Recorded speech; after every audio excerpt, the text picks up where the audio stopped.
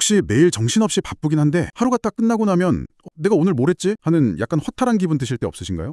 수많은 디지털 알림이랑 끝도 없이 쌓이는 할 일 목록 사이에서 정작 중요한 건 다 놓치고 있는 것 같은 그런 느낌이요. 오늘 저희가 함께 깊이 파고 들어볼 자료가요. 바로 이런 고민에 대해 아주 흥미로운, 어떻게 보면 좀 아날로그적인 해법을 제시하는 책입니다. 라이더 캐럴의 블렛 저널이라는 책이죠. 이걸 그냥 단순한 다이어리 작성법 이렇게만 생각하시면 좀 오산이에요. 어떤 분들은 이걸 생산성을 가장한 마음챙김 수련법이라고까지 부르더라고요. 이번 시간을 통해 이 블렛 저널이라는 게 대체 어떤 철학에서 시작됐고 또 구체적으로 어떤 시스템으로 우리 삶을 더 의미 있게 만들 수 있는지 그 핵심만 한번 쏙쏙 뽑아보겠습니다. 이 디지털 시대에 왜 굳이 펜이란 노트를 들어야 하는지 그 이유를 같이 한번 찾아보시죠. 결국 이 방법론이 말하려는 건 딱 한 가지인 것 같아요. 의도를 갖고 살자. 바로 이겁니다. 책에서도 계속 강조하듯이 블렛 저널은 과거를 기록하고 현재를 정리하면서 미래를 계획하는 그런 도구인 거죠. 근데 여기서 정말 흥미로운 지점은요. 이 시스템을 만든 창시자 라이더 캐럴 자신이 주의력 결핍 장애, 그러니까 ADD를 겪었다는 사실이에요. 아, 본인의 문제를 해결하기 위해서 시작된 거군요. 네, 맞습니다. 집중력 문제로 엄청 고통받던 한 사람이 자기 자신을 구하기 위해 만든 지극히 개인적인 해결책이 지금은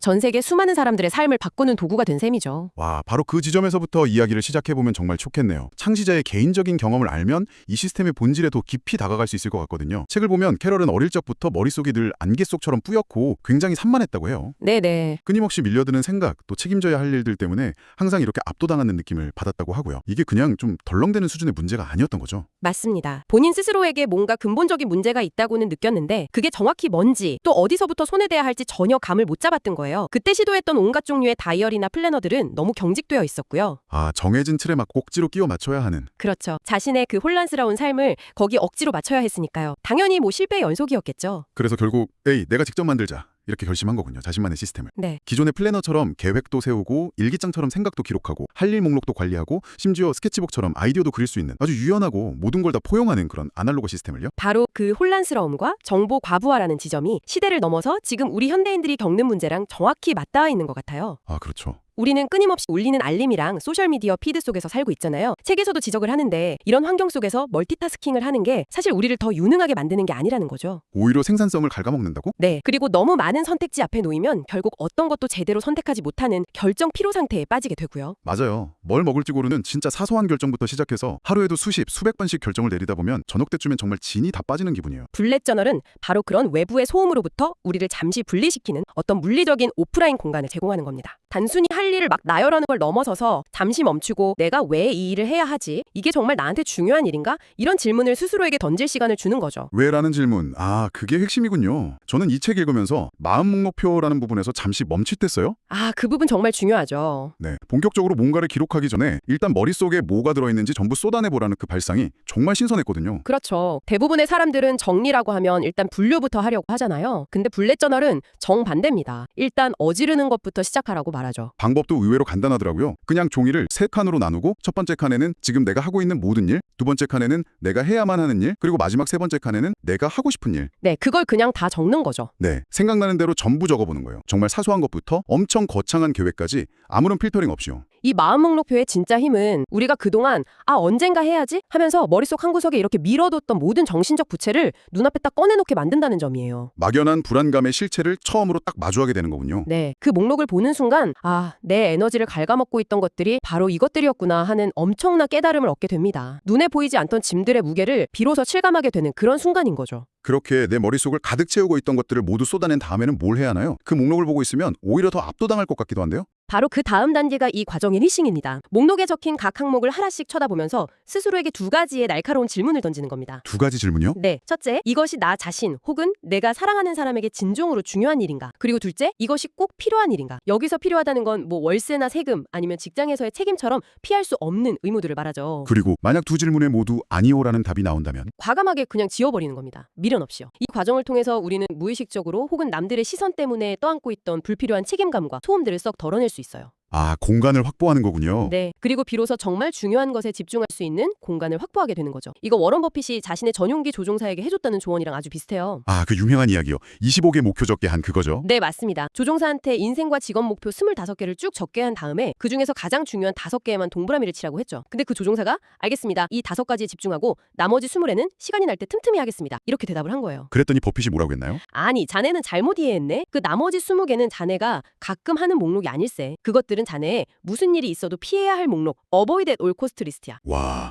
우피해야 할 목록이라니 정말 강력한데요? 그렇죠. 덜 중요한 것들이 가장 중요한 것들을 방해하지 못하도록 아예 그냥 벽을 쳐버리는 거군요. 자, 그렇게 불필요한 것들을 덜어내고 정말 중요한 것만 남겼다고 한번 상상해 볼게요. 그럼 이제 그 소중한 것들을 어떻게 매일의 삶 속에서 놓치지 않고 챙길 수 있을까요? 여기서 블렛 저널의 아주 실용적인 시스템이 등장하는 거죠. 그렇습니다. 블렛 저널의 기록 방식은 빠른 기록, 래피드 로깅이라고 불리는데요. 이름 그대로 생각을 군더더기 없이 간결하게 핵심만 빠르게 기록하는 게 특징입니다. 문장을 다 완성할 필요도 없고요. 네, 짧은 구나 단어로요. 여기에 몇 가지 아주 간단한 기호, 그러니까 블렛이 사용되죠. 예를 들면 해야 할 일, 태스크는 점으로 표시하고요. 네. 생일 파티나 병원 예약 같은 이벤트는 속이 빈 동그라미, 오로, 그리고 길을 걷다 문득 떠오르는 아이디어나 인상 깊었던 문장 같은 메모는 대쉬로 표시하는 식이에요. 굉장히 직관적이죠. 그리고 이 기호들이 살아 움직입니다. 예를 들어서 할 일을 끝냈다면 그 점 위에 X 표시를 쳐서 X로 만들고요. 만약 그 일이 더 이상 중요하지 않다고 판단되면 그냥 줄을 그어서 지워버리죠. 아, 미루는 것도 있었죠. 네, 만약 이번 달에 못해서 다음 달로 미뤄야 한다면 점을 오른쪽 화살표로 바꿔서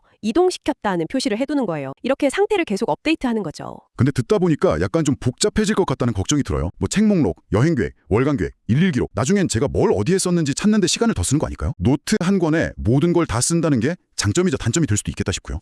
아주 날카로운 지적이세요. 그리고 바로 그 문제를 해결하기 위한 두 가지 핵심 장치가 있습니다. 바로 컬렉션과 색인이죠. 컬렉션과 색인요? 네, 컬렉션은 그냥 어떤 주제에 대한 내용을 모아놓은 페이지라고 생각하시면 돼요. 기본적으로는 1년 계획을 담는 미래 로그, 한 달 계획인 먼스리 로그, 매일의 기록인 데일리 로그가 있지만 얼마든지 자신만의 컬렉션을 만들 수 있어요. 이사 준비 체크리스트라던가 새 프로젝트 아이디어 모음, 운동 기록 같은 것들이요. 그럼 그 컬렉션들을 나중에 어떻게 찾죠? 그게 문제잖아요. 그래서 노트의 맨 앞 몇 페이지를 비워두고 색인, 인덱스, 즉 목차를 만드는 겁니다. 아, 새로운 컬렉션을 만들 때마다 예를 들어 15페이지에 읽고 싶은 책 목록을 만들었다면 색인 페이지에 읽고 싶은 책 목록 15p 이렇게 적어두는 거죠. 와, 그럼 나중에 수백 페이지가 쌓여도 내가 원하는 정보를 순식간에 찾아갈 수 있겠네요. 네, 노트 한 권이 나만의 맞춤형 검색 엔진이 되는 셈이에요. 와, 그건 정말 똑똑한 방법인데요. 모든 걸 담아낼 유연성이랑 그걸 체계적으로 관리할 구조를 동시에 갖춘 거군요. 그리고 또 하나, 이동, 마이그레이션이라는 과정이 정말 중요합니다. 이동이요? 네, 한 달이 끝날 때 이번 달에 끝내지 못한 일들을 검토하면서 이걸 다음 달로 가져갈 가치가 있나? 이걸 다시 한번 판단하는 과정이에요. 그냥 기계적으로 옮겨 적는 게 아니라 그 일을 내 삶에 계속 둘 것인지 의식적으로 결정하는 거죠. 이 간단한 행위가 한 달에 한 번씩 불필요한 일들을 걸러내는 강력한 필터 역할을 해줍니다. 알겠습니다. 시스템은 정말 잘 설계된 것 같아요. 그런데 좀 근본적인 질문이 남아요. 2025년을 앞둔 지금 왜 굳이 이걸 손으로 써야 할까요? 훨씬 더 빠르고 편리하고 검색도 잘 되는 앱이 이렇게나 많은데요. 저자도 그 질문을 아주 중요하게 다룹니다. 이게 단순히